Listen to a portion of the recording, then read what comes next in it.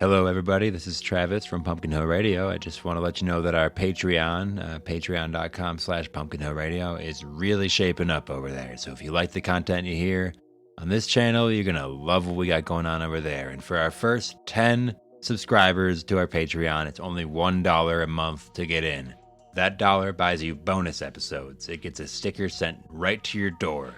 You'll get shout-outs throughout the next episode of Pumpkin Hill Radio as you become the ghost co-host for that episode. All that and so much more at patreon.com/Pumpkin Hill Radio. What the hell else are you going to do with that dollar? The difference between us is that I can feel pain.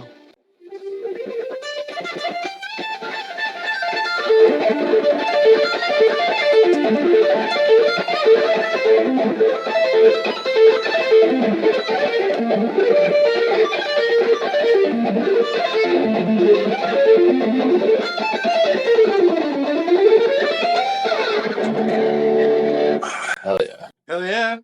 Well, damn. I think that's better than any fucking stupid shit intro we're going to do. Yeah. Let's just take it from there. Thanks for joining us today, Tanner. Yeah. Welcome to Pumpkin Hill Radio. Thanks. I'm your host, Travis Wormwood. Got my co-host here, Dawson Trailer, and a special guest, Tanner, do you want Tanner Padlo. do you want to introduce yourself in any way? I can say a little bit about you, or I don't know. Yeah, my name's Tanner Padlo. Artist, musician, demonologist. Demonologist. That's basically just what I have down today. Enthusiast for sure. Yeah, definitely. Nice. Well, thanks for coming on. Every week on Pumpkin Hill Radio, we dig into esoteric topics, paranormal mysteries, high strangeness of the highest order, the weirdest shit we can find around the web. We've talked a lot about demons in the past, so I wanted to just land on a full demon episode today and just go from there. I want to welcome listeners to the Cult of the Star Mother. That's the cult you enter just by listening. You enter the audio contract and you're in the cult now. You can go in further layers of the cult by going to Pumpkin Hill Radio. Patreon.com/Pumpkin Hill Radio. You can also go to pumpkinhillradio.com and we have the website now. So you can you can just go there. We have the domain. We have the domain. Nobody can steal that from us. And try.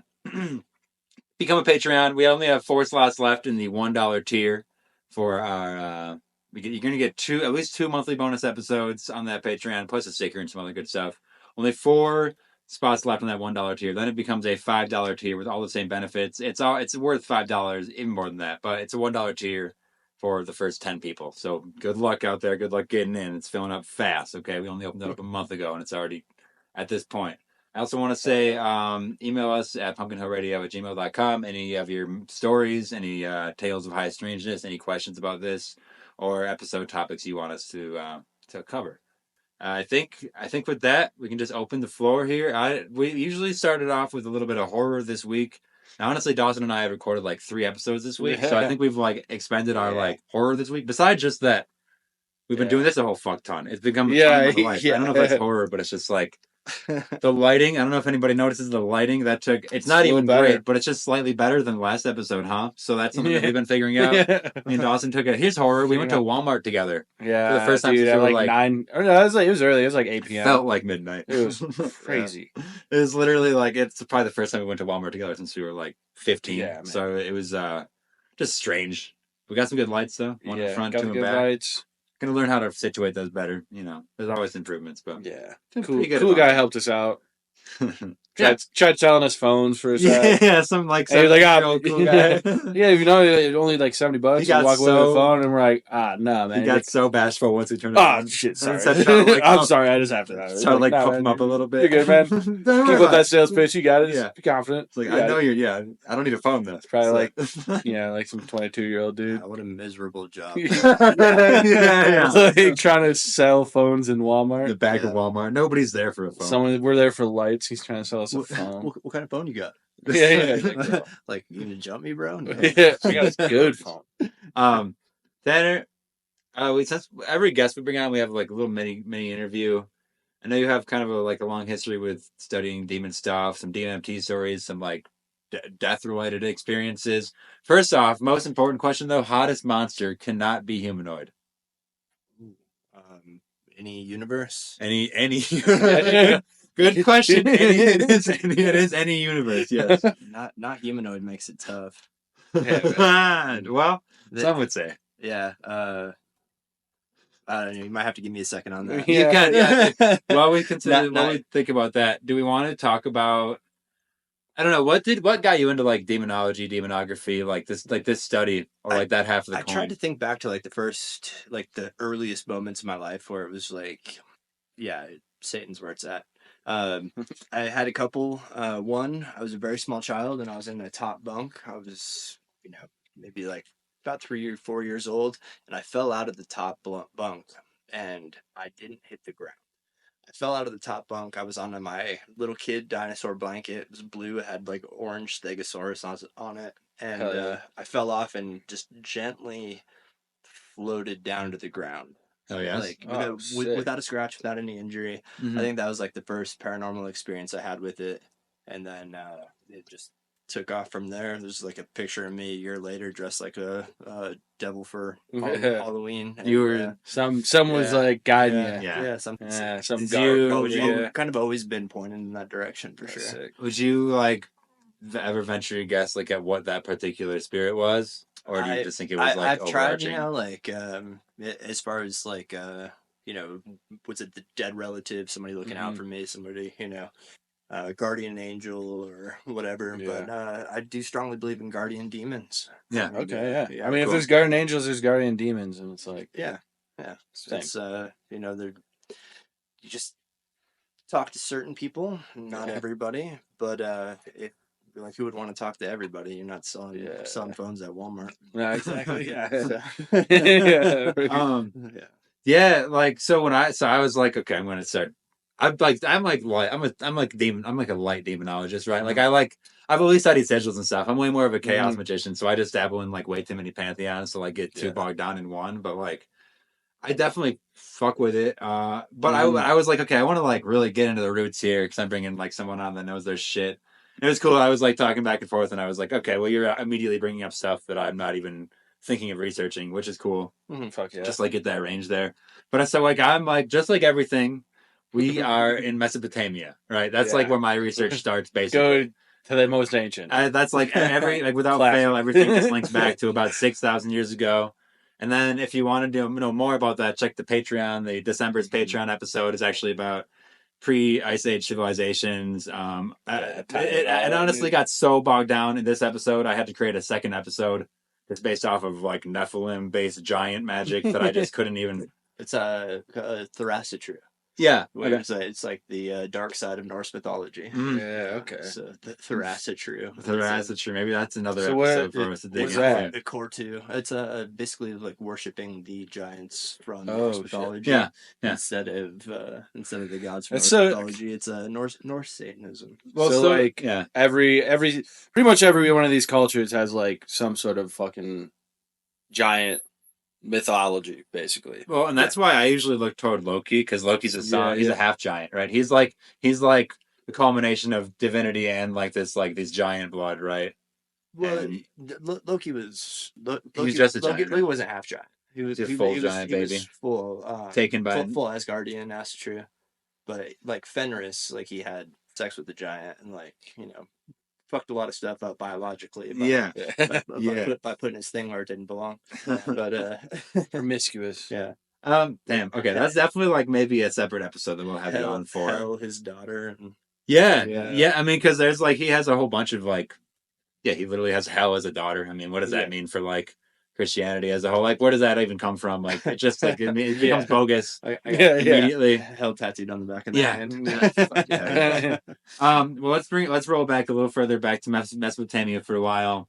Because that's like, yeah, and like before that, we look at pre-Atlantean stuff, pre-like Lemurian stuff, and then on this side of things, like demonology and like specific like Arabic demonology and stuff, they look at like pre-Adamite, pre-Adamic civilizations, which is the idea that like Adam was the first like man that like was created, but there was these like proto-humans and different like things moving around the world with or without souls that basically Different like experiments. like Basically. David's like that's where like Lilith and everything kind of comes from, Yeah. which we'll get into a little bit later. But Mesopotamia. We have something called the Utukku and the Alu, right? A lot of times in Mesopotamia, these so-called demons are actually seen as morally neutral forces. They're not like inherently evil, just like Just like I'm sure Tanner, like most things, right, like yeah. if they're nothing's like just like evil for evil's sake. I don't really think. Yeah, I'm definitely on the Luciferian side. Yeah. So the Utukku were Perspective. spirits of dead and the dead in ancient Mesopotamian belief systems who retained consciousness after death. These entities could possess living beings and were frequently associated with both physical and mental illness. They also were known to reside in the underworld, known as Urkala. And like the underworld was also seen as like the underworld and like the cosmos were seen as like pretty much one and the same then too. Like we have this idea of like hell being like this like Christian idea of like hell that's sort of like beneath your feet almost, and like heaven's like above you, and it was all the same thing for them basically. Yeah. To touch on that, hell is a place and a state of mind. Yeah. So definitely anybody that's been there would agree. Yeah, definitely. Yeah, you can like you like know people. You're like, oh, you're in hell right now. You can like create that for yourself, and that's all part of like this magical experience on like Earth of like this like these magic systems we talk about overlaid over like the cosmos. Is like you can basically summon these things in your own head, It's and it's different. Like, well, even like state of mind, but it's also like another like state of like reality almost. You know what I mean? Like almost like if you want to like get like to the interdimensional shit, like there's other like dimensions laid over our own that we just can't perceive. So it's like it's all happening like at once, maybe. I don't know if I'm just making that up, but no, it seems like something. Yeah, well, that's like the psychic tattoo thing, right? Yeah. Like overlaid over each other. Yeah. Mesopotamian medical texts describe the Utukku as both beneficial and harmful forces, capable of entering human bodies. Right, so like classic like possession, basically, right? Like right off the bat for like human experience, where like the first time cuneiform writing is established, like some of the first writings are like demon containment type spells, ways to like work with these things, ways to harness their power. It's pretty much the first writing we have. Right, priests of ancient Mesopotamia developed elaborate exorcism ceremonies to remove Utukku from possessed individuals. Ceremonies required specific incantations, rituals, objects, things we still use today, precise timing based on astronomical observations, basically the same way we work with spells in right now. So that's like another thing we talk about is like sending messages through time, and how do you get this knowledge like 10,000 years in the future? And it's like these basic tools have come all through this way, and like use them in which way you will, but like, what kind of tools do you use on like a daily basis? Would you say? Daily basis, probably just pencil, guitar. Definitely. Everything that I've ever asked for to receive is like gift from doing any kind of evocation or demonic worship has been just for inspiration. The ability to wake up and actually like have a purpose for that day. I think if you ask a lot of people, what's the most important thing in your life, or like what's your reason for being, a lot of people are going to say my children. But like, so the fuck what? Animals have kids. Yeah. So like, if you're not creating or like pushing to inspire, in Luciferian, it's called like the internal black flame. It's that spark, the Totally the serpent. this thing that would like separate Promethean fire. So that's what drew me to it, and like keeps me in it. That like constant thing. And I have reminders of Moldavite, which is Lucifer's crown stone when he fell to earth. Little sigil of Lucifer, stuff like that. Yeah. So that's like your daily wear. I see you with it every day. Constant reminders. Yeah, I never take that off. Yeah. So that's badass. Keeps me in that mindset. Totally. You're right about like creation is like the thing that separates us from animals, and it's the thing that separates higher and like higher plane of existence beings from like lower existence beings, right? These like on different like higher and lower planes. Like the higher you get, the more you can create. Like it's in your mind at first, and it's like summoning stuff, and it's like you're creating whole universes if you're on this like God plane, basically. But and that goes to like creating the hell in your mind. Like you are a spiritual being enough to where you can create that in your mind. Yeah. And you have enough power to create that for others. Even. Yeah. It's just every person is divine. Yeah. You creating your own, paradise or like hellish, whatever you want it to be. You can like create it, and then like that, like the people closest around you, like reverberates into them, and then that like reverberates out from there, and it's like it's either gonna like it's like that like idea of like vibration where like it's gonna like cast out people that aren't hitting that vibe, and it's gonna like attract people in that like do. I think I fully believe that. I don't know. Then whatever. Yeah. Anyway. Yeah. Anyway. Fucking No, whatever. that's like tangents are fine. Like, you know, Yeah. we're just like talking about like the metaphysical aspects of the world is something that just constantly comes up here, just because that's like what all this stuff basically is. In the first millennium BC, this is like so like otaku are pretty established at this point. They're like working with them. Then something comes up called the Alu, right? About 2,000 years after Otaku have been, they kind of build at the same capacity, but Alu are seen as, because Otaku are like not just malevolent, but they are seen as like, I mean, but they're not, they're like good and bad, right? They can be whatever. These Alu are seen as just agents of chaos, right?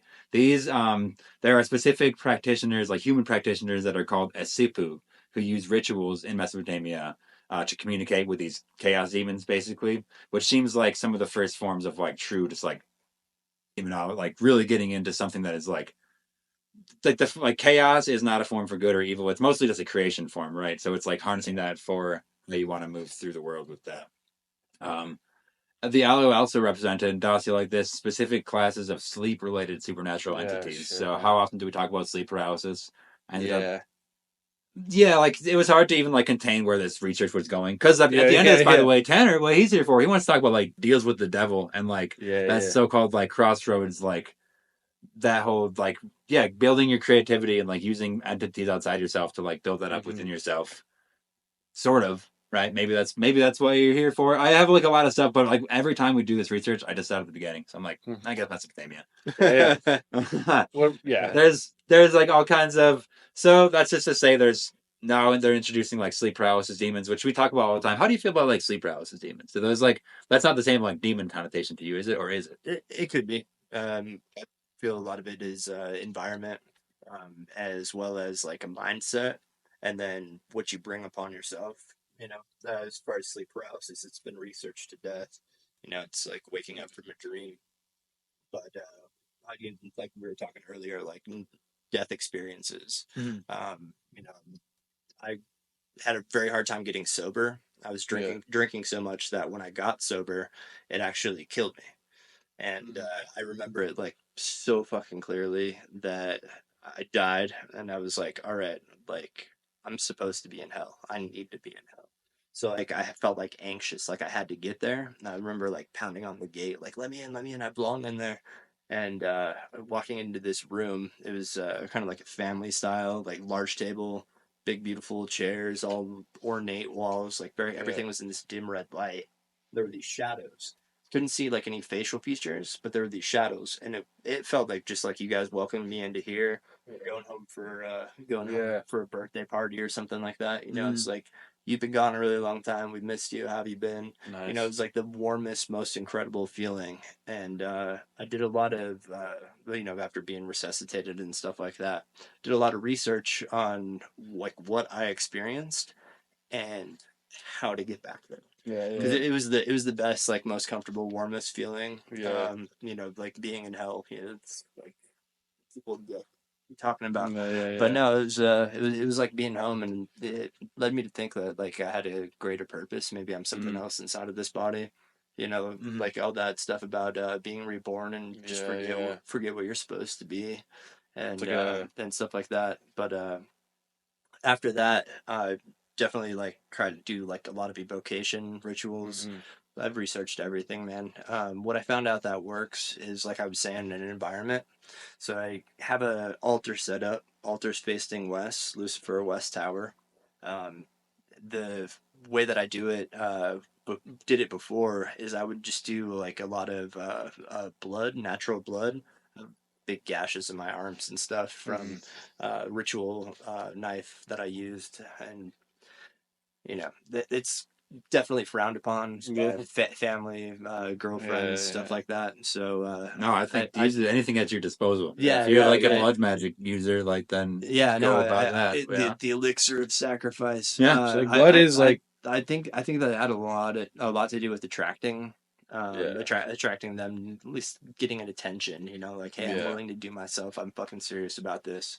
You know, like, show yourself to me. Let's, you know, talk. Well, yeah, we're talking about like humans being spiritual beings. Like you have the power to call and to like, that's why like when they say like priests like exercise shit, it's because like a human does have the power to like sort of like deny like that presence or call it forth, right? So like it depends on like Or, how the practitioner like Yeah. like how that is applicable in the real world, and like that all is like on with the pretense of like how you believe shit too, because like it's all like two sides of the same coin that seem to all just be the same thing anyway. Like, well, because right. it's it sounds like the way you talk about like demons and stuff is similar to like how I've heard other people talk about like angels, where it's like they're guiding you in certain ways, like especially with like the NDE kind of situation where like people die and then they're like, yeah, I'm like surrounded by these like beings that like it felt like coming home for the first time, and like I never really like a place I like, you like don't remember, but it's like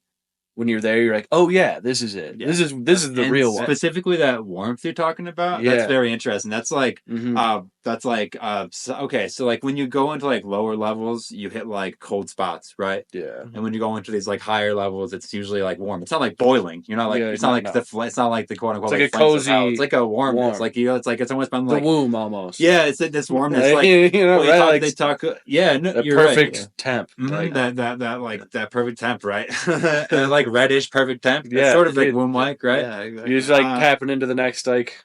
But Next it's like you one. look at like alien abduction things. Usually you're seeing it's like sort of like it's very cold and like Yeah. wet, you know, and Mhm. like you're just like it's like very like unfeeling in that way. So like to say like you're going to hell and also it's like that warm. It's like yeah, that means you're like it's family down there. Then you know that's cool. That's what I was like reading a lot about that, just like temperature of things. Yeah, you hear about like ghosts going through somebody, and it's like oh I hear feeling cold. Cold. It's like they're moving on this like lower plane now, sort of. Sure. Yeah. Or like Well, how you see I mean, lower you and think higher too, aren't even like- the right words And for them, I've really. had a lot of like hospitalizations and being institutionalized and stuff for suicide attempts trying to get back there. Yeah. Yeah. That's how much. It's like a sweet that's, feeling. That's yeah. how much yeah. it meant to me. Yeah. Totally. Yeah. Totally. Dude, you gotta just Well, wait. you keep gotta coming back. Just wait for the natural. You just keep coming back because they're like, nah, Yeah. you got more to do here, man. Yeah, you guys, That's the secret. Yeah, it's like, gotta fuck, tell you guys to do about it. fuck, Mhm. man. I'm Yeah, in a suicide pack right now. yeah, that's maybe it. The minute this podcast ends, Not enough. we're Yeah. killing ourselves. Yeah. We're going home, guys. I meant this podcast as a Sorry. not just this episode. Right? This will be the last episode. Yeah. So You won't. just to like bring it back to the Alu, right? These like sleep paralysis demons from Mesopotamia, basically.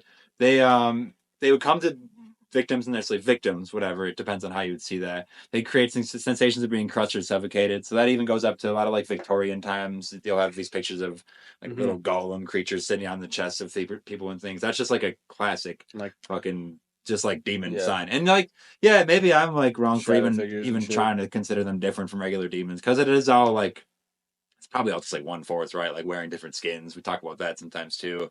It's hard to. I think they'd be all unique. Yeah, Mhm. You know, yeah. there might be. I think it's like a individual basis too. Like Mhm. everyone's gonna have like a different type. You know what I mean? Mhm. Like That's when they really started. There's recordings of like shadow figures that are starting to be recorded now in this like first century BC Mesopotamia. Now shadow forms, mist manifestations are like a separate thing they're writing about, and then like animal transformation is like a third thing they're saying, and then the fourth thing they're saying is like human form, like deception. Basically, is like that's all was documented way back then. It's like forms of like demons or things coming into the world, right? Or just like sounds being kind of able like to communicate skinwalkers them. in a way. Sounds like everything. Like how many times we talked about yeah. animal like transformation in the past 10 episodes? Yeah, It comes up fucking- every time. Like Every our time. whole Christmas Santa episode was like he's fucking Yeah. he's a satyr. He's a wild man satyr. It's like, it was like the whole fucking episode. All right. So now we're in Sumeria, right? We're still pretty ancient. I don't know how it's a Still pretty I ancient. promise there's some stuff about Like, musicians somewhere down here. a little ancient. Sumerian demonologists organized supernatural entities into distinct categories. This is the first time that we're seeing basically like ancient ideas of like what the Goetia would, or like the Goetic power, or whatever that else shit is. We'll get into that. Like Solomon's Key, all those like Yeah. demons, like these like there's certain legions, and That's where like the sigils really start coming. yeah, in, well, right? so this is like the first time they're being like categorized and like power Yeah. levels are being ranked. You know, Sure. you get to see there's the Udug that served as ghost-like entities that could interact with the physical world. Right. We have something called the Lama, which acted as guardian spirits assigned to protect individuals or places. We have the Gala, functioning as underworld demons responsible for maintaining cosmic order. Again, that's where they're cosmic. and like underworld are like the same in this aspect, and like they Yeah. split that apart like 1,000 years ago. Like that's supposed to like the idea of like heaven and hell being like this cosmic like Yeah. place above the clouds, and hell being this like fiery pit. Like that's not. It should be more of this like it's the same thing to me at this point. It seems like that. It seems like there was like a split there, where like it was the underworld being also in control of the cosmos. It seems like at some point somebody wrote that like heaven controls the cosmos instead, right? Yeah. It just feels weird about that. Then we also have the Mushuhusu, excuse me. These are manifestations of dragon-like entities serving higher power. Dawson, recall that one episode where we kind of the Saturn worship episode where we decided that the only thing to get out of the cubic worship was through the circle, the Ouroboros, the dragon, right? Yeah, That's where we look at like these ancient like epic dragon entities, and we have like a whole list of them, right? There's a lot of dragons in like Luciferian. That's what it is. lore He's as well. like the dragon, right? Taninaber.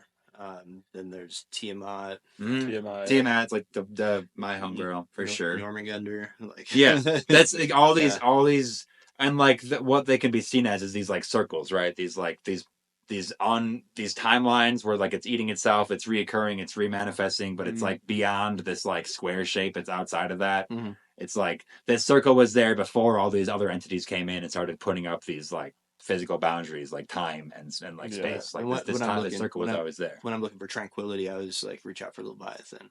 Yes, that's like this dragon worship. That's why we were like, I guess you just should probably take mushrooms a lot and get a ton of dragon tattoos. That was like the way to like be the most sacred. It seemed like channel dragon energy. Like I gotta get more dragon tats on me. I guess Year of the Dragon.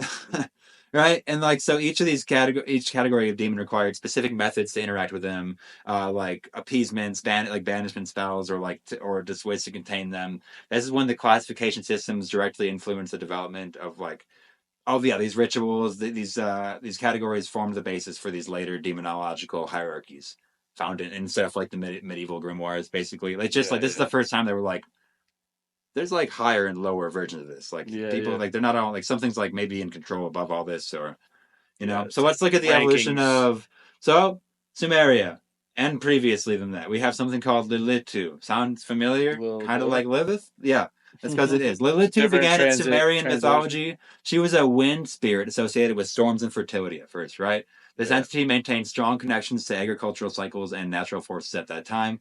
They were described specific worships practices dedicated to Lilitu, including offerings during planting and harvest seasons, right? The Babylonian period makes a significant transformation to Lilitu's nature. She's then seen as this nighttime... she has this like more of sexual characteristics. That's where we start looking at. She becomes basically like the queen of like succubi at this point. Human mythology further transforms Lilitu into Lilith, who we talk about today now. That included a complete origin story identifying her as Adam's first wife. That goes into then pre-Adamite civilizations where she was already there. She was already this creature that wasn't created by like quote unquote God that then comes in and then is then exiled because she won't bow down to Adam at some point. She wanted to be on top. Yes. During intercourse. Yeah. He wanted more subdued. And that's all. Yes. And then subservient. She was then exiled, right, and transformed into this demon queen who just like commands all these lesser spirits, and she's like still one of the main, like, as far as iconography and like sigils. She's one I see people having her sigil constantly still. Yeah, well, her steed is ancient dragon, Taninaber. The blind dragon that shielded them from the corruption of the garden. So like Lucifer, Taninaber, and Lilith went and corrupted God's big project. Yeah. It seemed like he just wanted a couple docile pets that didn't act or do anything funny. It's like, I don't want you to have any knowledge. I want you to just like chill out. You could be the lapdog. Well, because it's said that like, okay, Adam is given this power to name all the creatures on the earth, right? After they were already established, though. So like he's given this. This is where like the idea of true names kind of come from in a way, like these ancient like names of what these creatures actually bend that like physical properties of them, however you would like work with them. And I guess it's just the fact of like people like Lilith and and fucking all these people that were apparently already there, these pre-Adamites, like didn't want that they were just like against that basically, and then they are turned into demons. And like we go into that a little bit later, but it's in pretty much every culture and religion they have these like more and a lot of like sacred texts that even like they don't like put them in the Bible. It's like fucking these like old scrolls and shit, but it's all about fucking these demons these people that were living before Adam was there that then get like basically turned into demons afterward because God's like, nah, you're going down, right? That's like the Book of Enoch. That's where have you heard of the Watchers at all? That's like that's these like angels that are assigned to observe humanity in the early stages, and they begin like they hold these positions in heaven as record keepers and observers, right? And they get sent to Earth, and they are basically specific. They're like responsible, quote unquote, for the fall. Is like what they would say in like the Christian, like godly side of things, right? The Watchers made a collective decision to descend to Earth after becoming enamored with human women, is what I have here. 200 Watchers, led by their chief, Samyaza, descended to Mount Hermon. Okay, this is like all very old stuff here. We're talking about them taking human wives and creating things like, what were these? Those old have. It's like demigods, basically. Whatever. Yeah. So, but this is like where humans then these quote unquote like these angels that come down become like fallen angels / demons, right? They then they become this like fire totem for humanity, where they give information about metallurgy, weaponry, cosmetics, archery, sorcery, astronomy, agriculture techniques. This is all said to come from these specific like gods. Promethean flame. Yeah, it's like the Promethean gods, basically. It's this information that's being given to us, like against this consent of something that's watching us. I guess light bringers. Yeah, light bringers. Even though they're like shown as being, even though they're like sided with this dark side, apparently is what it's being shown as. I don't know. You ever heard about any of that kind of shit? Do you like how far back does that go for you? Like when does your demons start? So around the Lilith era. Around the Lilith, because this is like what I wanted to do there was just like find where they came from, because even this like blind dragon and like Tiamat's still there, but Tiamat is also this like origin dragon in Mesopotamian lore. So I could see like Lilatu and Tiamat and like this ancient version of Satan basically all hanging out in these ancient times, and it's like not conforming and like getting their name changed a little bit at some point. That's like where they're all coming from, right? Sure. And I would call that archetypes. Yes. It can be one of the same character, just names changed over so many. Every like religion just carries it through. Yeah. So then translated. Each of these watchers, specialize in specific forms of forbidden knowledge at the time, which is what I just said. Azazel taught weapon making and metal working. Amazarek taught the secrets of sorcery. Barkel revealed astrology. Kakibiel shared knowledge of constellations. Tamiel explained angel observations, and Azradel taught the course of the moon, among other things. It's just like this. It's the Nephilim was the word I was looking for. These they're the Watcher and the human children, or the Watchers and the human women. They're like they gave birth to Nephilim. Yeah. Which that's like a full episode we're gonna do at some point coming up. Because we've been beating around the bush for these like giants. It's something we reference a lot. I feel like it's like, just like all this stuff. We're just trying to bleed into the good none and good gap. Yes, definitely. There's. I would love your information on that too if you have anything. I love Norse mythology. Yeah. I didn't like gather much of the Norse stuff on this. I folded that into so many episodes previous that I was like, let's just get some other shit in here. But it's all like seeing like the reference to these like ancient dragons every time. I'm like, hell yeah, that's just like Jormungandr, like that circle of fucking that timeline where it's like it ends but it doesn't end. It's just like a new beginning every time. And like a lot of these like quote unquote angelic forces are just like these misconstrued entities that are living in this current timeline, and I think a lot of like demon entities are living like beyond that, kind of in like this like more sacred like circle beyond it, as it is. So the Nephilim's quote unquote violence and corruption ultimately contributed to this the necessary Great Flood, which then like every religion and culture has. There's evidence for that all over the place. Again, the Patreon episode we did on the Mud Flood covers a lot of that too. So subscribe for that, and then.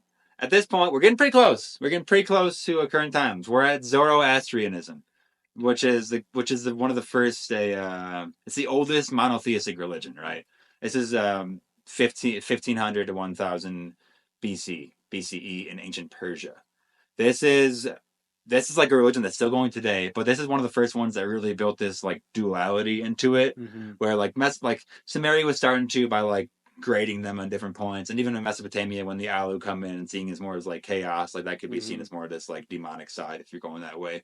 So the duality is always there, but now we have like a monotheistic, this worship of Ahura Mazda as the one true God, right? And then we have it's the evil side on that, Angra Mainya, which would be like, I don't know, the devil in that one, I guess. But it's hard. Like I don't want to say like evil for any of this because that's not how we're framing any of this shit, right? It's just like that's like what the nomenclature. That's what you're like taught if you go to like if you just like were raised in like America, probably. So it's just like unlearning these like ways of it too.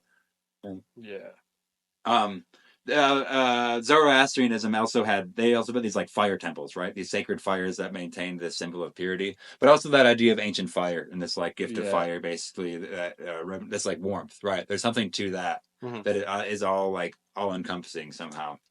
Thoughts on all this so far? I got some stuff on Egypt, and then I get into a little bit of the actual demonic orders, and then we can talk about I don't know some artists that made deals with the devil. Yeah, I'm interested in that. But I think if you as far back as you go, you can find every religion have some right wing, left wing. Yeah. Instead of good evil. It's like that duality, you know what I mean? Like yeah, just different points. Black, white, void, sacred. So well that's like even us, we're like we're getting like kind of pigeonholed. Like we've tried to name stuff as like sacred and void instead of like fucking good, evil, black, white.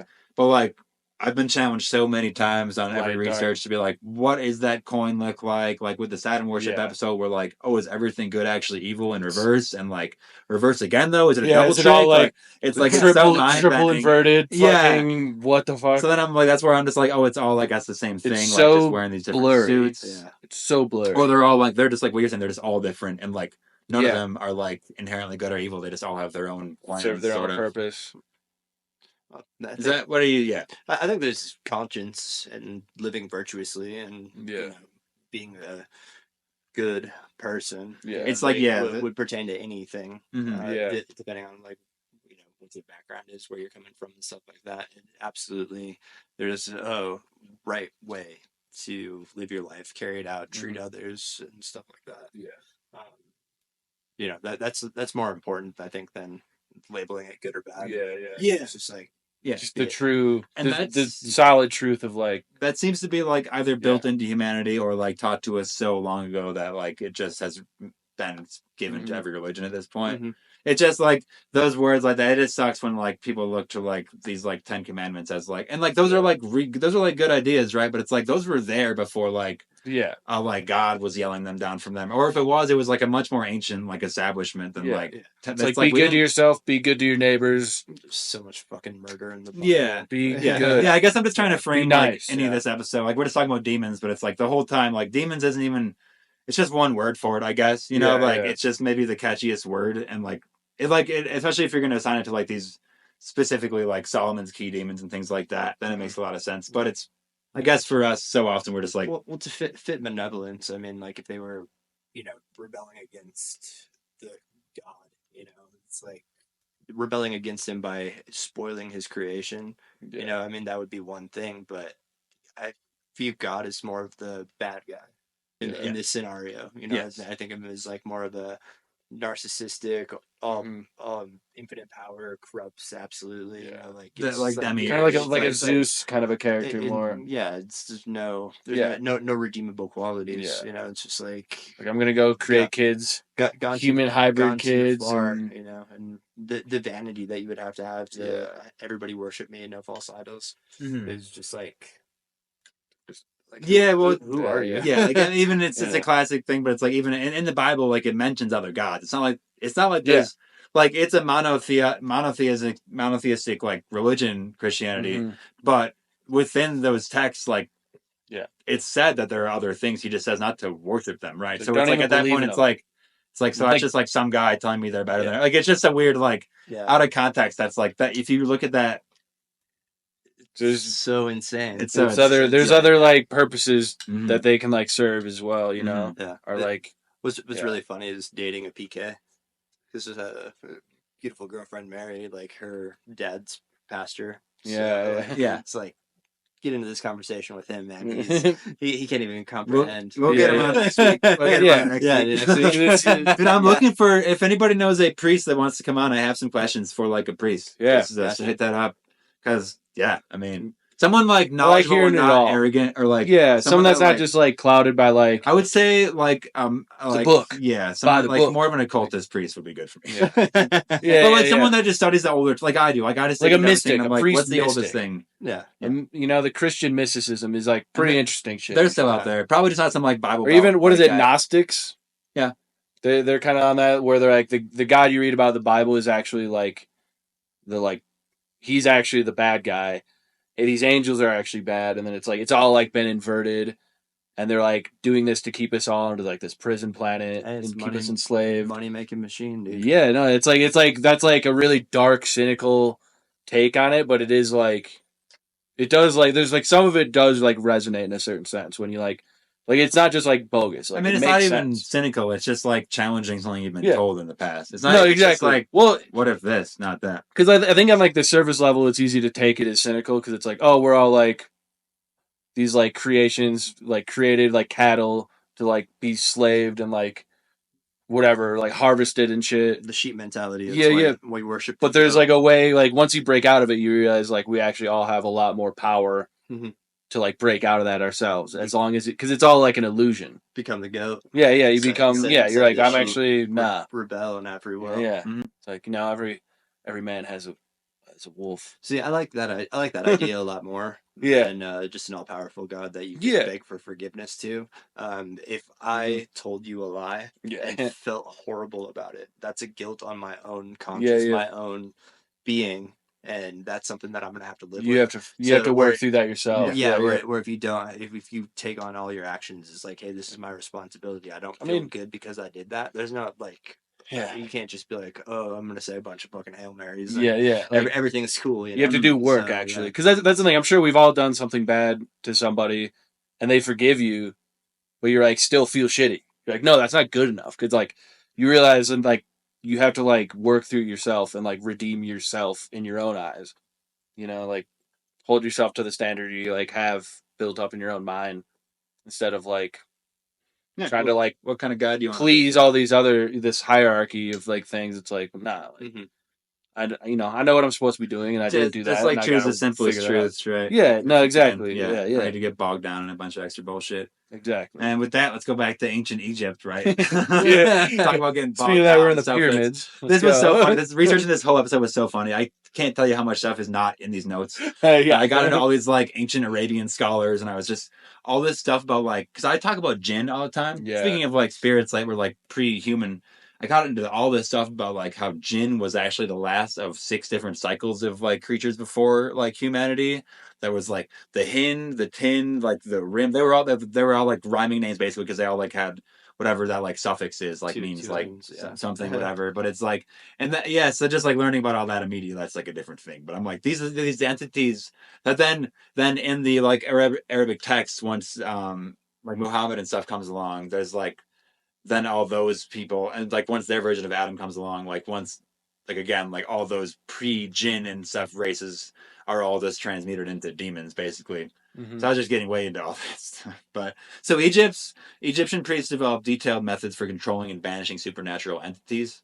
Straight up, that's fucking nice, right? That sounds super fucking sick. They had like complex ritual practices, magical formulas. Obviously, look at Egyptian stuff. It's like not to like ever like exoticize anything as much, but it's just like these things that are like. There's a reason that people think it's made by like aliens a lot of times. Well, like it's on this like such a higher level of seemingly consciousness, right? Their systems included, and it's so old too. It's like way older. Yeah. Well, they had the use of sacred names, so I think that at that time they still had these like Adamite names for everything else on Earth, basically. Yeah. Right. That's like their true name. They would actually use those spells. They practiced specific. They had specific ritual tools, which again are built into what we use today. And a lot of those practices then influenced Jewish and Christian like magical traditions. So now we're in Babylonia. Now we're in Babylonian religion concepts. They detailed. That's where they really started detailing these hierarchies even more of just like all supernatural beings, like quote unquote good and evil. That goes further into like they also knew the true names, some seals and sigil magics. At this point, I bet the names are getting pretty mixed up. This is where like numbers assigned to certain letters and things. This is where like that like forbidden knowledge kind of comes into play, like almost that gatekeepiness of magic, Yeah. where it's like you're not going to know, I'm going to know. It's like you You know need the to know class, this to know this. yeah, like Eye of Newt in a witch's potion actually means like Yeah. it's like 3 stones of magnesium. Like it's like a Yeah, different, yeah. it's like a different property. It's like a, it's one like a tablespoon secret. of mercury. So like yeah, you like transmit, yeah, exactly. It's just Yeah. transmitting that into like naming things. Yeah. So they're still have this. They still built the sigils and stuff. But that's when in like so now we're the Hebrew text, right? That's where they reframe all these foreign deities, all these like jinn and stuff from every other culture into angels and demons, and subservient to what they would call this single supreme deity, this like god figure, which is who knows, iffy at best. This that process established like the most complex hierarchy of supernatural beings. That's where the demonic hierarchy developed with precise ranks of fallen angels and their area of influence. Each demon held specific powers, limitations, methods of interaction.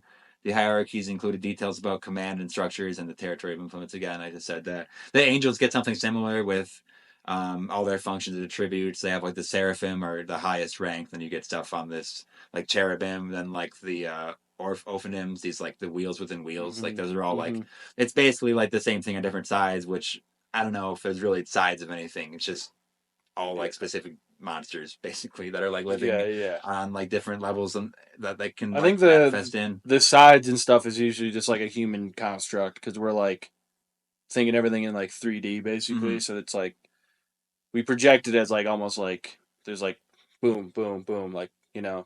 So Tanner, have you done any work with that like thing? Angel forces? Like, do you fuck with that at all? Like, I'm sure you've like studied a little bit at least, right? I've seen a lot of their sigils and stuff like that, but I always go towards demonic. Yeah, cool. Just because you feel more at home there. Yeah. I'm just like So yeah, and yeah, It's what resonates. that's so. I mean, you did give us that like angel book. oh yeah, Book of the Fallen Fallen Angels. Angels. Well, that's what it is with these Watchers, a basically, book, right? book of every angel, including the fallen Yeah, ones. we got that, like, that's cool. That, right out it's pretty incredible. Yeah, It's a really Yeah, good like that reference. that's where. So now we're in this old like Hebrew lore, basically. That's where we get stuff like the Pseudonomacria Demonorianum. Right, I did not say that right. But that's published by Johann Weyer in the 16th century. Did not say that. That provides a catalog of demons listed by their ranks, abilities, and how they can be summoned. Right, that's like said it right. They just start popping up. Yeah, like you guys, everybody listening, you're lucky that did not transmit over to the radio. Yeah, That would fucking nobody's ready for that. Summon it right to your. One thing I will say, as we get closer to talking about actually summoning these things, is like either don't or do it with caution and like knowledge. You know, like all these things are such specific forces. It's kind of like that genie aspect, that like that trickster aspect of things, where it's like you want to be pretty precise with like your movements with it. I like fucked around with Loki a little too hard at the beginning of the year, and it fucked all my shit up. And I'm like just getting reestablished. Like there's ways to do shit wrong, and like I've definitely seen that like almost firsthand. So as we get into that, so like then we get into Grimoires like the Lesser Key of Solomon. That's where we have this like almost symmetry between the demons and the angels and their different ranks, right? That's where we get the concepts of lesser demons and more powerful ones again from these hierarchies. Let's see. So when you're trying to contact these things, like a lot of the lower ranking entities do require some like permissions from their superior, or like so they say. I bet you can get in there without them, right? But it's like okay, like huge side tangent, but like Aleister Crowley, like when he was doing some of his deeper like 6-month rituals, he had to summon and bind like 8 different demonic forces so that he could then like talk to like this angelic force that he was like trying, not like angelic per se, but he was like trying to get through to a specific thing. And to do that, he had to like go through and like do a lot of like bureaucracy, you know, like there's a lot of just like check in with him, get signed off by that demon, and like go to the next. Like when you get to Asmodeus, make sure you sign right there. Yeah. Like make sure you have that herb on you when you get to like Beelzebub, because else you need you're all gonna the have to right do it all again. Like the portal will never open. And by the way, okay, just to talk more on that, because I do have some shit on that specifically. I'm talking about the for those that don't know, Aleister Crowley is a maniac. We're gonna do a whole episode on him sometime. But he did something called the Abromelin. Okay. Do you know this word, Tyner? Have you heard of this one? I'm sure you have. The Abramelin ritual. This was his 6-month ritual.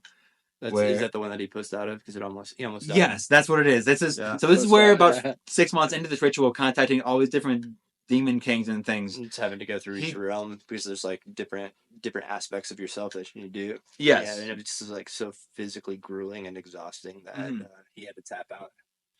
He had to tap out early, which leads me to believe that portal never closed up, right? This is like what we talk about. This is right around the time. This is like 1904. This is right around the time we get the extreme spiritualist movement coming out everywhere. Yeah. This is like right on the time like Atomic. That's he did that in the Boleskine house, right? Yes. That's where like Zeppelin, Jimmy Page got all these fuckers. Yeah. When they're Marilyn Manson, I believe, as well. Maybe I'm mistaken. Yeah. I mean, I'm sure. Or not Marilyn. Yeah, Marilyn Manson. Yeah. I think he has something to do with that one too. So Alistair at that point was trying to contact what he called his holy guardian angel, which I think at that point he would also probably see that as a demon. And I don't know, like these are just terms, right? These are just labels put on something that is a 5D shape that I'm just trying to comprehend with like a 3D brain. So I was wrong. He had to evoke and bind 12 kings and dukes of hell, including Lucifer, Satan, Leviathan, and Belial. All right. So he got like not all the way through that. Which scares me. Like you really got to like finish that act. That was over 6 months. That was an extremely long. As far as like most rituals, I do like daily, sounds like weekly ritual things, but it's like I don't think I've surpassed the like 6 month mark on anything. Like nothing like that. Nothing that I would do like a daily act for. Like he was like fully like because he had some fun to like fuck around. He didn't have to go to like 9 to 5. Solely committed. Yeah. Can't leave the house. That's what it is. Yeah, it was like that. Like the whole time he was just doing that. So and that's like we could go like get coffee and like hang out. He was like, no. There's a really good movie about that. Yeah, you were telling. I know. I'm like, I gotta watch where it's like this thing is happening right in front of me. Yeah, it's incredible. So Crowley warned against attempting to cross what he called the abyss and communicate directly with one's daemon. He called them daemons too, which he just called like personal spirits or higher selves. Yeah. So he just says you need proper preparation, or it's going to lead to, or these things will lead to a dark transmutation into negative spiritual state where one preys on others. So that's like what I'm afraid of happened. Like that's right around the time when we have like like the possession and shit like that, right? Yeah. Just to like put a label on like when all the shit got fucked up is he just didn't close the portals. Like he just didn't close the portals. It's his fault. Sort of. There's a couple other people around that time that are fucking with shit, but like honestly, when was Adolf Hitler born? Was it pretty close to there? Was it like between 1889 and 1904? Yeah, because that's right around when he was doing this shit. It would have probably been like April 20th. It was April 20th, maybe 1890. Just like I know his birthday, but not for that reason. Yeah. That's when everything fucking sucks. April 20th. Mm-hmm. It's beginning of Taurus season. My birthday's. It's cool. It's not a big deal. And so this is where we get into like don't give me too much power, guys. Pretty much every like religion and culture. Especially like indigenous cultures and like some like I know like Japan has the whole like Shintoism. This idea of like demons and angels holding jurisdiction over specific geographic locations, right? So like some of them are more like mountainous or deserts or or you go into Greek stuff where each body of water has a specific sprite. Like it's just talking about how basically every fucking thing out there has like a watcher for it. Yeah. Okay. It's also okay, and that's where we get into then. You're gonna like this, Tanner. Here we're finally somewhere with this. This is where we get into Crossroads. How specific demons have location over Crossroads. This location on Earth, right? Mm-hmm. This location that is like a physical and spiritual intersection.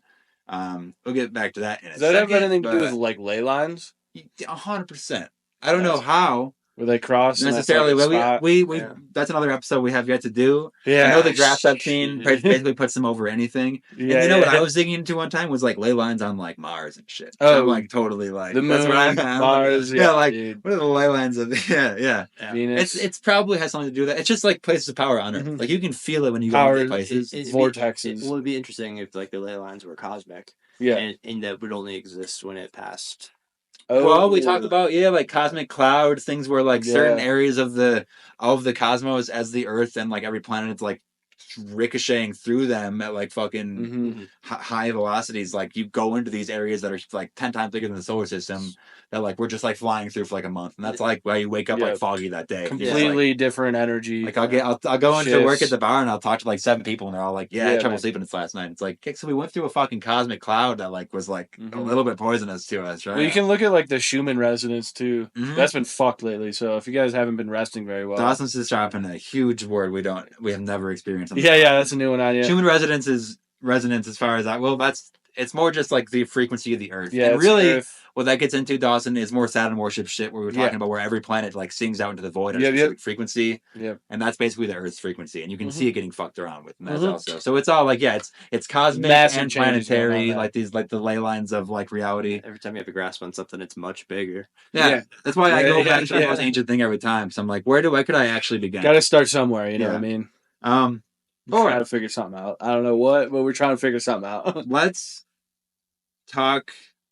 Okay. What else? Do we want to talk about specifically like Crossroad, like deals with the devil, or do you want to talk about like scry mirrors and stuff at all? Any of these like tools for divination? So I'd love. What do you do? I love the Crossroads stuff. Starting all the way back 17th century, Niccolo Paganini. Yep. Incredible violin player. He can come up with these pieces, and when he would hand it to composers, they'd be like, "You can't fucking play this. This is humanly impossible." Mm-hmm. But he did something that was not humanly possible. And where did it come from? Is it still not humanly possible? Or can people could play it now. Yeah, do you think but I think like the being before the time, like that's a big part of it. Mm-hmm. And he supposedly back then sold his soul to the devil. Yeah. Crossroads, the term crossroads, I believe, actually came from Robert Johnson, and they found the physical crossroad in Mississippi.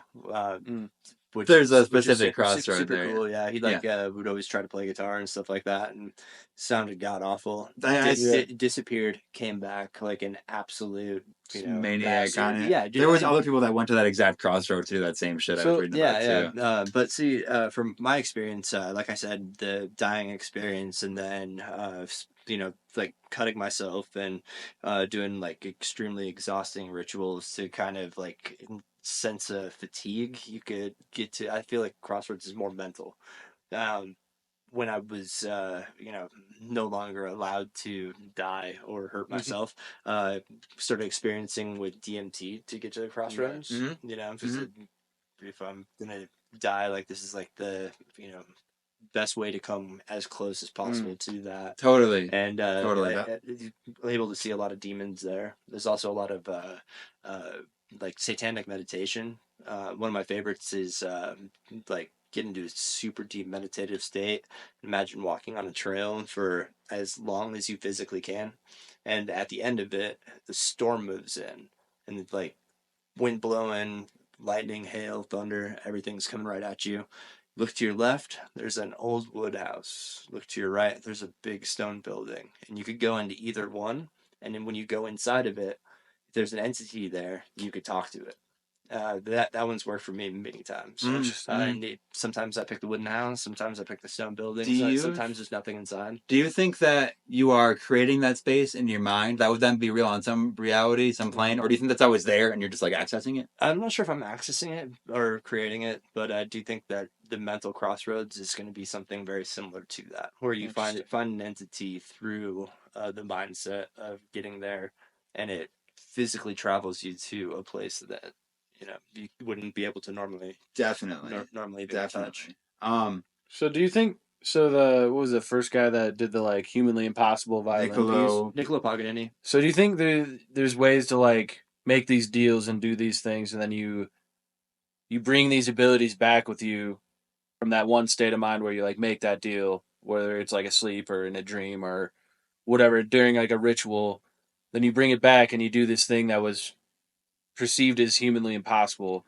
You can do it, and then is that like kind of like enlightening human consciousness as a whole in that sense? Like we kind of like you bring it back, and you bring it back like almost like a piece of the flame. You give it back to the whole to enlighten more people. So like people are like, oh, we can actually do that, and then like from there people can like bring more things back and expand it Totally. further and further. Yeah, and there's another instance of Tartini doing the Devil's Trail. Yeah. Woke up to a sleep paralysis demon sitting at the end of his bed and said, "I'm going to play for you the most beautiful melody ever." Remembered it, coming back to a conscious state, and rips it out.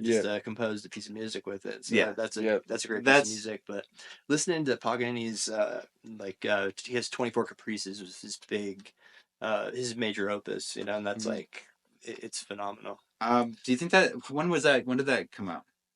1700s. Okay, so that's not copyrighted anymore. I'm gonna try to drop that at the end of the pod. Oh yeah. Like after I'll have you play some stuff, and I think I'm just gonna like have like maybe 15 minutes of like random devil music, like just like people trying to like. Maybe I'll play a little Paganini. Yeah, dude, hell yeah. Let's fucking rap it, dude. So yeah, this concept of musicians and like artists selling their like one idea. It's like they like quote unquote selling your soul to the devil. I think that's like maybe too broad. I think it's just like you can like have a conversation with them. Maybe I don't know if it's all about like.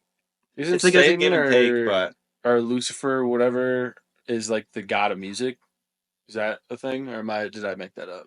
You probably made that up. I might have made that up. Well, yeah. I mean, there's like the archetypes. I might have dropped that one then. There's like the archetypes of like the satyr, that's like musical like wild man thing, which then can be like metamorphized into some like Krampus stuff, which is like a Satan offshoot. You know, it all folds in if you go high enough, but it's like how. That's like just be putting things. So I will say that from nowhere. The Niccolo thing is kind of the first like musical act of this, but I did find someone named Theophilus of Adana from the 6th century, and he's considered one of the earliest like deal with the devil guys. He sought that Satan's help to become an archdeacon, right, part of like the church, and signed a contract in blood to do it, and he, by all accounts, became one. It's like secret devil worshipping church guy. That's back in the 6th century. And then it goes up to there's like Faust, which is like there's like a movie version, book version of Faust. And there's like a historical like version. This Dr. Johann George Faust from 1480. He also like just like we did like a tiny movie recap for Faust one time, but it's like just like selling your soul, making a deal to gain like riches or power or talent or whatever it is, and like either that's.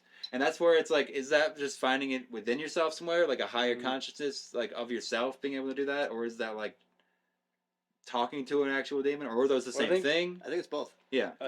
Definitely. So I think Tanner and I were like kind of talking that on the way over here, where it's like the Faust is like you're kind of asking for like these things like immediately, and you're like you want it all like now, and it's almost like in a greedy sense, where like if you're more careful, you're like you ask for like the ability to get yourself the things you want. You know what I mean? Like that's the inspiration to like drive to like. And see, I've never asked for ability or fame. Any dealings that I've ever had, all I've asked for is just the inspiration to do it. Which is very smart. Because I feel like it's a big journey. Or like the intelligence for skipping to the end would be really fun. Intelligence is a huge part of it. I think, as for the intelligence, strength, like wisdom, and whether it's documented or not, like Da Vinci definitely was on that page. Like, I think like Nikola Tesla was also like channeling shit like that, where it's like he got fully deleted at one point. Yeah, exactly. So that's like, can't have too good a shit out there. This like just like channeling a higher self, all that is, and that's what I like put that disclaimer up like a little bit while ago. Where I'm just like, if you're gonna do it, like do it right. Don't like it's like a monkey paw situation where it's like you got to be real specific with those wishes, or it's gonna be like not exactly what you asked for. And I say wishes because that's like it's like wish to like. I don't know. For like a better version of yourself to get those things and not just for the material thing itself, or like, like you don't want to skip the journey.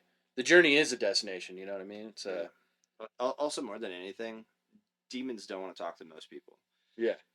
I mean, do you want to talk to most people? Like, someone just like barged into your room and was like, "Give me this now," and you're like, "Get the fuck out of here!" Yeah. I'm gonna fucking fuck your shit up now. There's a lot of being respectful as well. Don't be a fucking... You have to honor it, respect. Yeah, I mean, there are people that could be disrespectful and it's whatever, but if you go out of your way to be disrespectful, it's like I got time on my hands. Like, let's see. Yeah. Yeah, You know, these like- demons are living in Let me like They're like eternal things. they don't man. even like they've been have around concepts forever. Yeah, for like how we see time. No, so they're there's, just like there's not demon road rage. Yeah, you're getting like a fucking 5-dimensional shotgun blast to your fucking face. Like you're trespassing on someone's shit. Like, So yeah, we got people like this like Faustian figure, this Theophilus of Adona, then Niccolo Paganini. Paganini. Yeah. nice. And I think he did a good enough job. I have like write-ups on him, but I think one thing I do want to say about Paganini it's said that his mother also made a promise to the devil for her son's success. Nice. That was like a different claim, right? That's why that's why he's so damn good. Mm-hmm. He was even denied a Christian burial. Damn. Like he wasn't like they didn't bury him Christian style because like pretty fucking positive. They called him the devil's violinist. He's incredible. Yeah. Yeah, and there's also like a bunch of other folklore that came from that, like Jack the Butcher. When you go to battle the devil's guitar player for your soul back, you know, and it's like they made a movie about it. It was really cool. But they tied in Robert Johnson. Was looking for Robert Johnson's 29th song, and you had to battle Jack Butler, who played Paganini caprices and stuff like that. So it was a very, very interesting piece of blues folklore. Yeah, I got Robert Johnson so a little bit about him. After making a deal with the devil, as they say, Robert Johnson gained extraordinary guitar skills and became a legendary blues musician. His music had a profound impact on the genre, but he died at the age of 27 under mysterious circumstances, which adds to the tragic element. And a lot of his songs, like Hellhounds on My Trail, Satan in the Kitchen, like he felt like the devil was also coming back after him. Mm-hmm. So whatever deal he made, it was one of those ones that did not turn out right. Sure, we didn't dot all the fucking I's. Exactly. Yeah, he said he went to a crossroads at midnight because there's like specific times of day, moon cycles will all affect all this stuff too. That's where he said in this story I read it said that the devil tuned his guitar in exchange for his soul. Yeah. Okay. That's fucking sick. The devil just tunes you up and you just fucking rip on it then. That'd be nice, dude. Then I have so just like to name a few more people through history that like have done this. Giuseppe Tartini. Did you talk about him a little bit? Tartini. He did the Devil's Trill. That's what I was talking about. Yeah, that was in 1713, right? Woke up with the devil at the foot of his bed. The Devil's Trill. He played the thing and he like wakes up and quickly writes it down as fast as he can. Play the most beautiful melody. And he still, even though it was beautiful, he expressed his loss for the original music because he could not get it exactly how he heard it. So whatever he heard was like even better than what he did. Yeah. He was like, let me just try this. Then I have P.D. Wheatstraw. You ever heard of that guy? So known as the Devil's son-in-law. Back in the 1930s in the blues scene. He recorded over 160 tracks. And then he died on his 39th birthday. He went to the same crossroads. Like in fucking Louisiana. Mississippi, excuse me. You might think New Orleans, but that's just because like blues is out there. Yeah. He was murdered by rivals. Yeah. So I don't know. And then we have someone named Jim Morrison. Ever heard of that guy? No. He died at 27. All that kind of stuff. It's like Bob Dylan and like some of these people are like more contemporary. It's almost like kind of more tongue in cheek, but it's also like I don't know.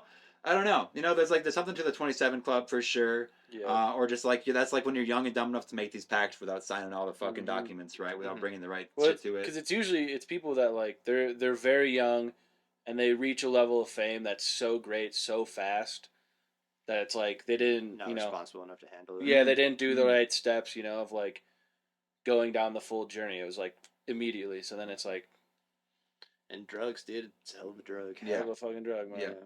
Yeah, like some psychoactive stuff, like DMT, like mushrooms and stuff, can be used to like access these planes. Some of them are just like trash products that you just destroy your body with. DMT is not really a drug. That's just life. That's just life. Well, even like same with like mushrooms, I guess.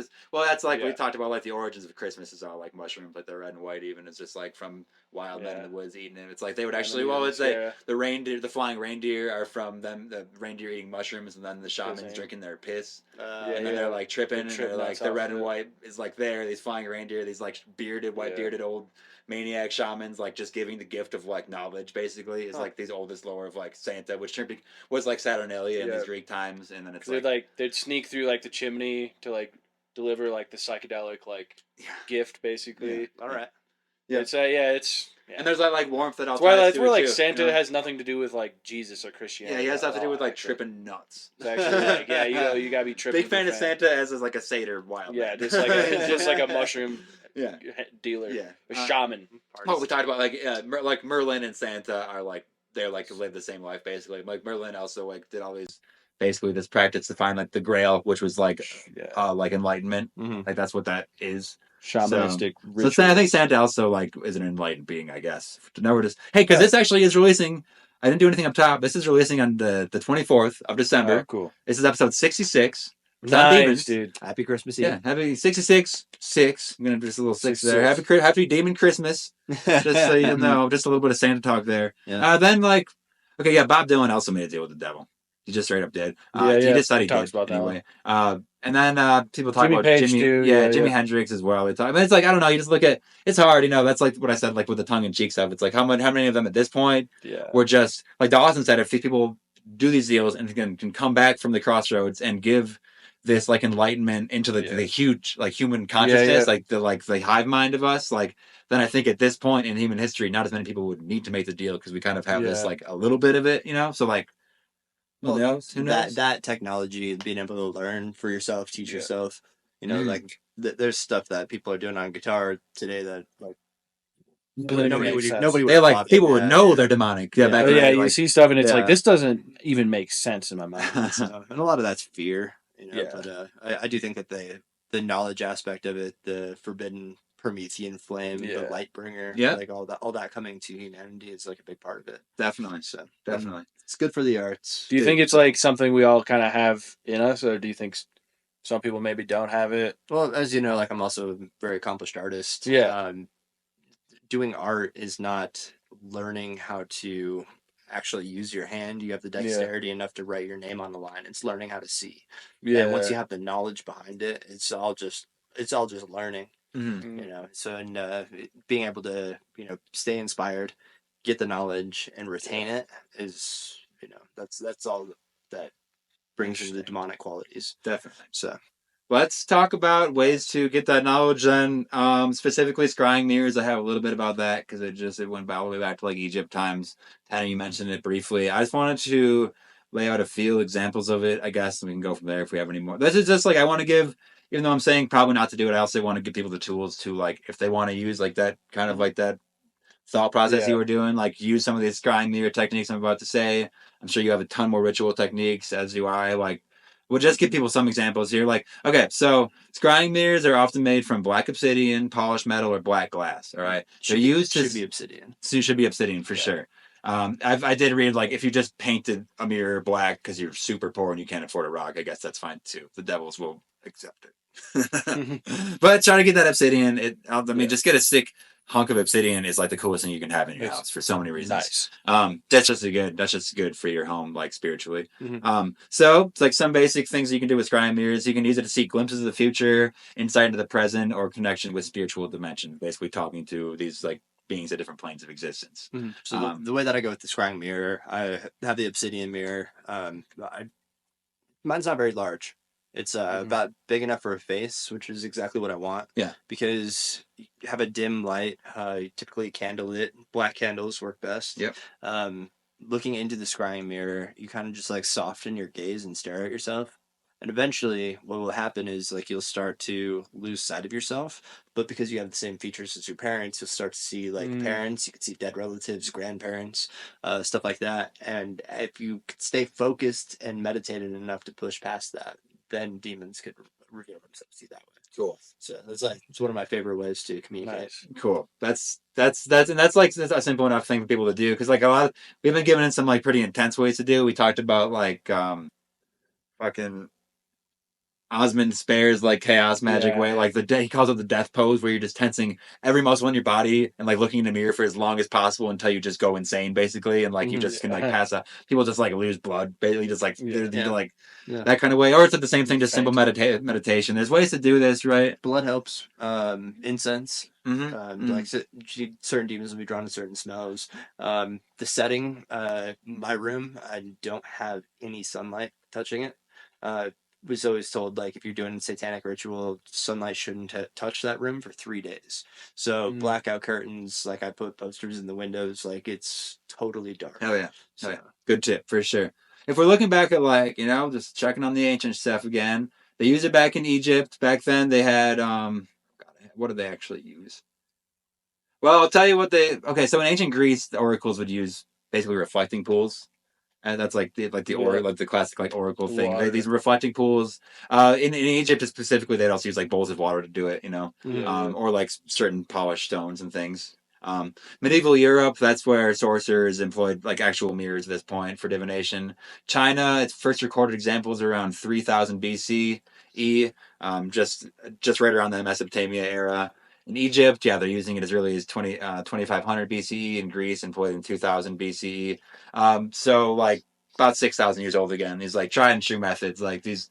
I just really like when I see ritual magic being transferred like verbatim, like 7,000 years. Like that means it's very powerful. Like that means it's real. That's how I know it's real. Another note for safety for viewers, listeners: scrying mirrors should be covered.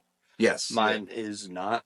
So I leave that open for you if you need to wake me up at 3:30. Cool. Come at you. 3:30. I was almost gonna say, like with a lot of these, like it's almost like where you want to leave it. Like it's almost like with Alice's thing, like he didn't close the portal, but it's like for some people that's probably good. Like I don't know, like if you want to use those demons in your own way, then okay. So I had to hear that if you cover it in silk, that's best apparently. But yeah, covering it up or leaving it open if you just want that like that portal to like be there. Like if it's just like maybe you just want to like create this like zone for people to metaphysical beings to like come through in and out basically, because sky mirrors are just seen as portals, these like unseen metaphysical gateways, right? Egyptian mirrors were made from polished copper, bronze, silver. There was goddesses like Hathor and Mut. They presided over like gold and silver, which were basically what they had for mirrors back then. That gold and silver mirrors represented the sun and the moon, like these cosmic aspects again. There was also a sacred mirror dance that they performed, which would just like throw like sunlight, like catch sunlight and throw it all over the room. Basically, it probably would look really cool, and I bet it would summon some demons up, right? Like some crazy some like Egyptian temple. Someone's like bouncing light every which way because there's like one pinpoint in the temple that's like the perfect time of the day where it comes through. You know, well that goes against the sunlight thing though. So this is so working with different demons, right? Or different like not demons, different like things at this point, right? But you're right. Definitely, if you're specifically trying to get at some of these like named demons in like Solomon's Key or beyond, definitely I think Tanner's advice is spot on.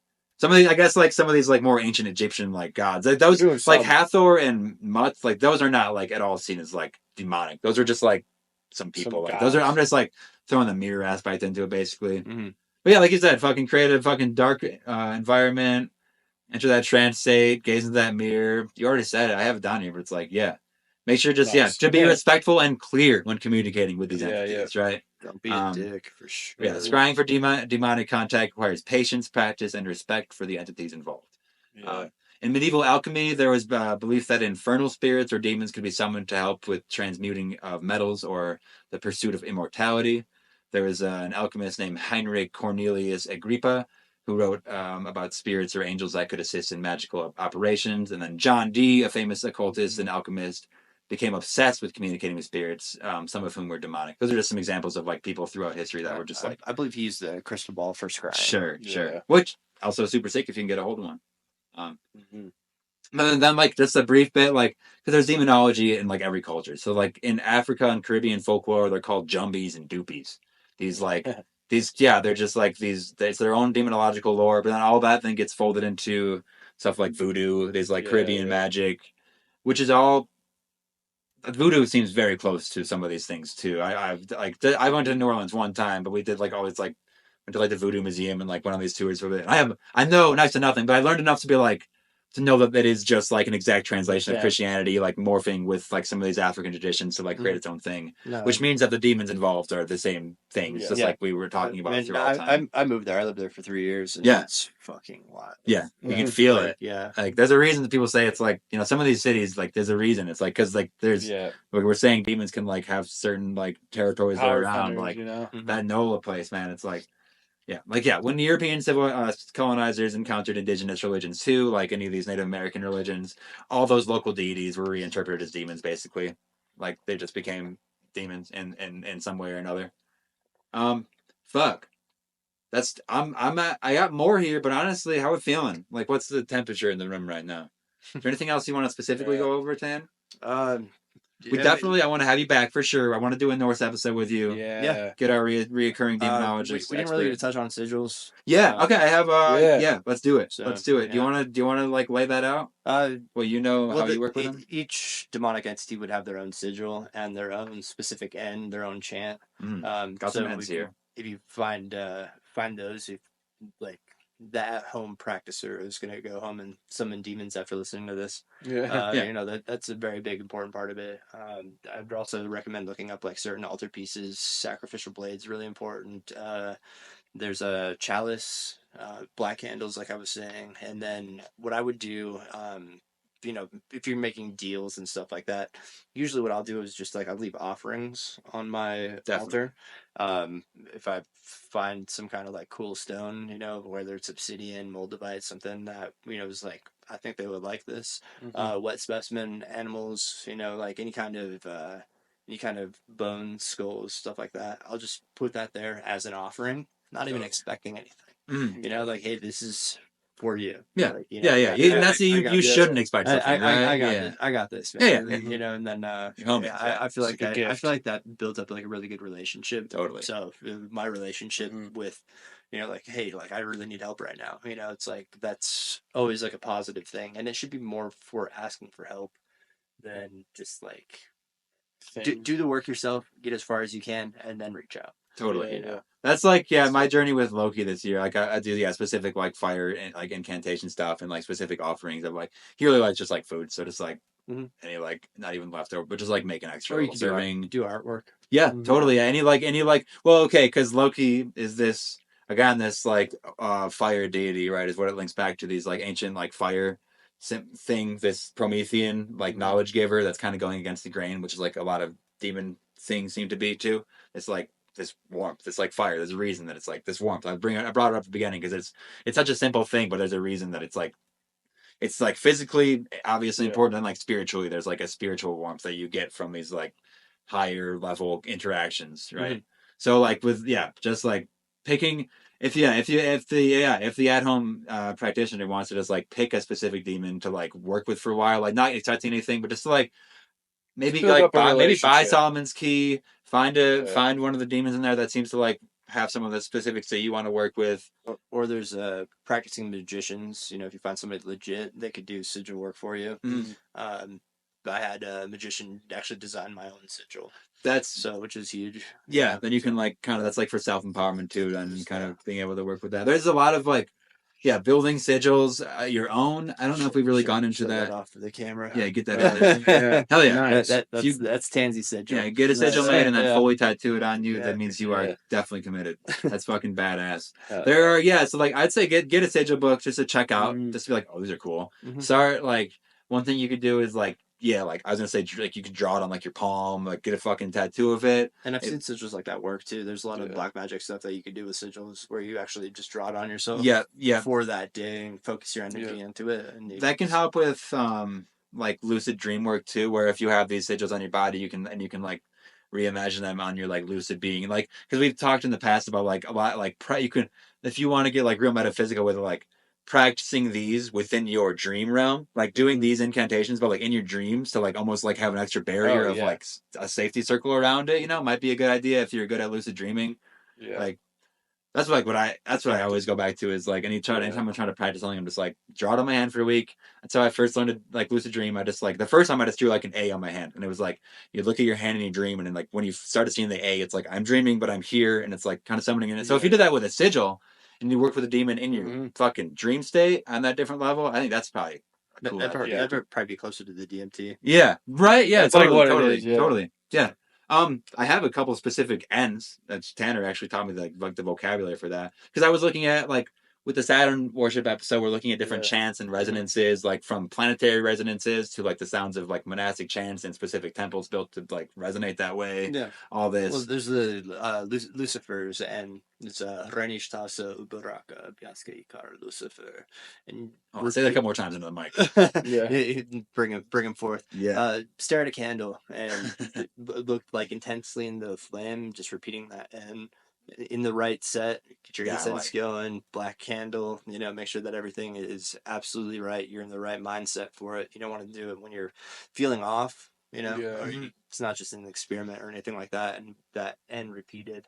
I'm like, I hope nobody's fucking radio is skipping on that. It's like, it's like, ding, ding, ding, like, oh no, it's happening. I have just a couple other ends, and like, I think like getting close to like a specific resonance for that, or like that prayer tone where you're just like offering the perfect hertz. Those. I have them all here, but I'm just gonna mash them up in my mouth. So I would say, like, all this information is basically out there. Like, as far as like forbidden knowledge, like you can sort of find it. I'd say if you have trouble, definitely email us, pumpkinhillradio@gmail.com. I can fucking ask Tanner any questions I don't know, but like, there's this information is available enough. It's not like it's like any like resources you have, like books or anything you'd recommend. I found so much bullshit. That's the other. There's a lot of traps with any of this research.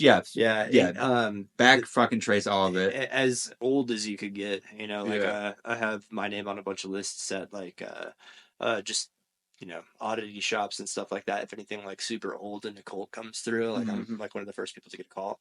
So it's like let me see what this is about. I think that's been like the best way. Totally. Doing self research, like I said, I couldn't tell you what a demon like. What its origin is. Is it an interdimensional being? Is it a banished angel? Like I prefer to think of it banished angel, just because that to me says an angel with fucking common sense. So, nice. Like as far as personal experience, that's the best way to get the research for it. There are some cool websites and things like that too that I could leave you with for the after comments. Yeah, we can put it in the description or something. Just because, it is like, that's the thing whenever you're doing any research, but like a lot with like occultism, like there's so much gatekeeping and like misinformation about stuff. All that the classic like I have new is not I have new. Like you might be reading a document. Spiritual traps too. Completely coded. So like what you're reading isn't what you're actually reading, and it's spiritual traps. You don't want to down certain ways, and you just get stuck or greed. Even Anton LaVey, the Satanic Bible, he was an atheist.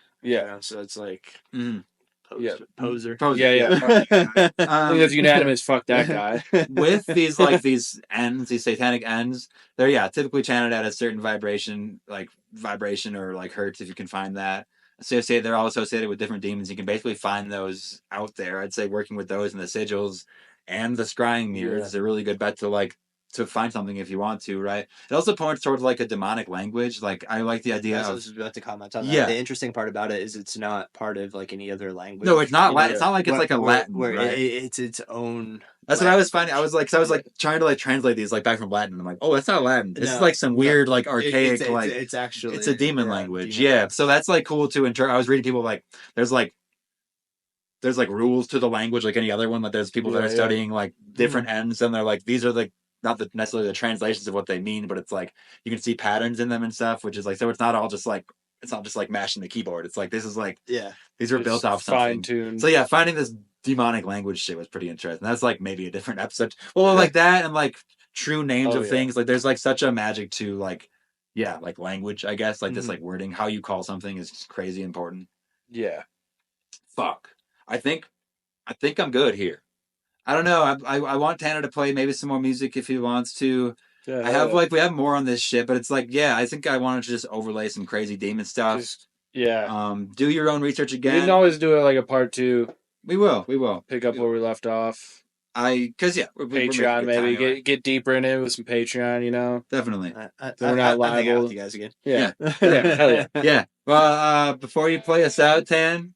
I just want to say thanks for coming on. This has been like very insightful. We've needed like an expert demonologist here for a while. Yeah. I'm just like shooting. And me and Travis have like a very surface level, not even surface level, but like. And I wouldn't call myself demonologist, but the work that I have done has brought me closer to him. You're the closest person. You're a I know. practitioner. Because I study like so many like different topics that I don't like really get into the granulars of like every single one until I get to like episodes like this, which is cool. I can like open it up a little bit. But like as like the chaos magician part of me, I'm like just find as much theological like and as many pantheons I can play with as possible. But like it's really focusing. Well, I'm gonna definitely do some demon work over the next as the year comes to a close. I think like doing some like closing up the shop, closing up the shop type spells and just some like new beginning type spells might be in order for me. Solstice rituals, you know. Real quick, I just want to say, rate us 5 stars wherever you can. pumpkinhillradio@gmail.com for all your questions. For if you want to know any more demon stuff, I can I got Tanner's email, so I could even forward your questions to Tanner. Support our Patreon. I mentioned it like 7 times. Forward the hate mails. Yeah. I'll let you send it back if it seems like I should. Dude. Yeah, so we've done a lot of cool Patreon content lately. We just started a once or twice monthly alien news update. Instead of putting the random alien news in the horror this week section, because it just becomes like a half hour. We're just calling it like invasion news because it's just there's so much alien stuff happening every day now that we're just folding it into like 20 to 40 minute episodes of just straight to the meat of it. No, just updates, anything we're finding, because a lot of it doesn't. You're not gonna see it on like the nightly news headlines. It's like gonna be on like the very bottom like scroll, or if that for like just a day, and then the 24 hours. They do it once, just to do it. But so definitely, and then check the Patreon, patreon.com/pumpkinhillradio. Check the Etsy, pumpkinhillradio.etsy.com for pins, prints, and more. A lot of good deals there right now. We take some Dubby before this. Dubby's our partner. Touch out Dubby. You can get 10% off at dubby.gg by using code STARMOTHER at checkout. Definitely do that. And I'm going to definitely tag Dubby in that little part. It's the first time we shouted about it with the video. So Dubby, we're looking at you. We do this every fucking week, man. Dude, send us some merch. We'll wear it. Again, this has been really super insightful. I love like having somebody besides just us. I love the episodes with just me and Dawson, but it's just like the information only goes so far with just us two, like researching. So having somebody come on with all this is really cool. Some good knowledge. We built like 3 more episodes we got to fucking research just based on this stuff. We'll have you back for that. Any last things you want to say before busting out some fucking licks on that sick guitar? No, thank you guys for having me. It's been a blast. Sweet. Thank you. This is Pumpkin Hill Radio. I've been Travis Wormwood. This is Dawson Trailer. Got Tanner on guitar. He's gonna play us out. Got some demonic fucking licks. Put Paganini. Yeah.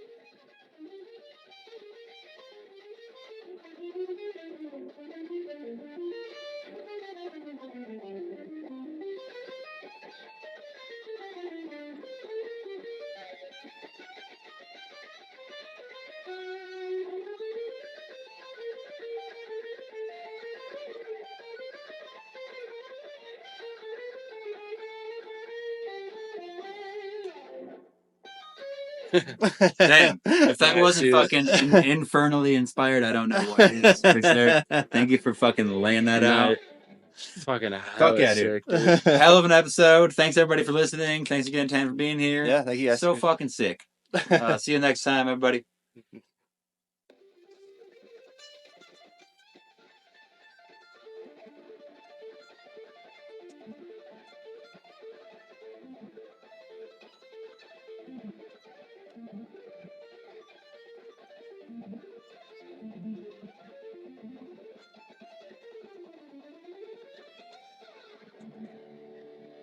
Hell yeah. Hell yeah.